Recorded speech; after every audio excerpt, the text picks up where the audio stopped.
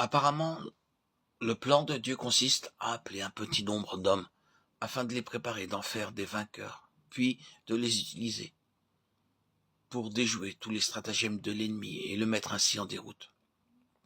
Comme nous le voyons du chapitre 1 au chapitre 4 du livre de Daniel.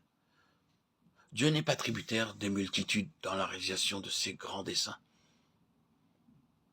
Il est bien vrai que la vie éternelle doit être comprise comme un don gratuit que Dieu offre à tout homme, quel que soit son rang social, pourvu qu'il soit disposé à se repentir de ses péchés et à accepter le Seigneur Jésus-Christ comme son sauveur personnel.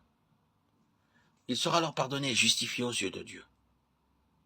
Cependant, si vous désirez être vainqueur, il faut que vous consentiez à lui faire acte de complète allégeance, à vous mettre sous sa totale dépendance et à demeurer sous son autorité seigneuriale et royale en ce qui concerne chaque détail de votre vie et de votre ministère.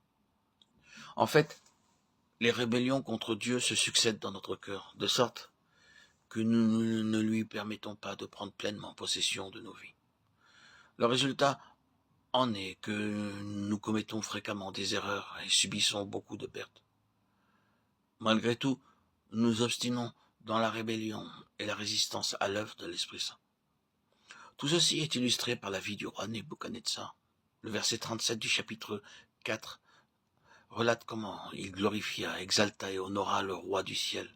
Toutefois, il fallut qu'il endure 7 années de punition avant d'en arriver là, avant de comprendre la puissance et la grandeur de Dieu. Ce monarque savait que le Tout-Puissant l'avait choisi pour être l'instrument du jugement exercé à l'encontre de la nation juive. C'est ainsi qu'il put conquérir la Palestine et emmener tous les Juifs en captivité à Babylone.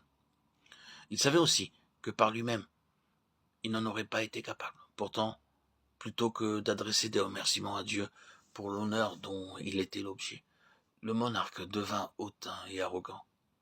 Peut-être en est-il de même pour nous. Il se peut que Dieu nous utilise à son service pour annoncer l'Évangile et gagner des âmes. Nous n'ignorons guère que, par nous-mêmes, nous sommes impuissants. Or, plutôt que de rendre gloire à Dieu, nous devenons orgueilleux et commençons à nous glorifier nous-mêmes. Ainsi le roi Nebuchadnezzar déclara avec hauteur, « J'ai accompli toutes ces choses par ma puissance » au verset 30. Combien son aveuglement était grand. Dieu lui avait parlé par des signes et des prodiges. Cependant, son égarement demeurait total.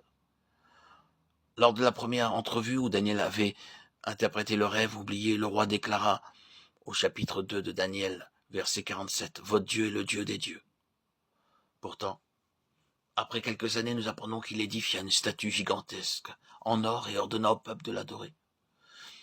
La source de tout ceci réside dans le désir de se glorifier soi-même, ce qui occasionne la ruine de beaucoup d'hommes et parmi eux de croyants et de serviteurs de Dieu. Cette appropriation illégitime de la gloire débute parfois de façon inconsciente. Nous commençons à nous tresser des lauriers pour tout ce que nous avons accompli, souhaitant que les autres nous glorifient et nous honorent. Il arrive même que des chrétiens évangéliques soient exaltés, glorifiés par des photos accompagnées de descriptions exagérées relatives à leurs faits et gestes. Beaucoup de projets sont adoptés dans le but d'accroître leur réputation, de sorte que c'est l'homme qu'ils glorifient plutôt que Dieu. Les prédicateurs eux-mêmes prennent plaisir à décrire leur activité. Ils se réjouissent lorsque leur nom est mentionné dans la presse. Ce désir des hommes de chercher leur propre gloire semble être un grand danger qui vient du monde et s'infiltre dans l'Église.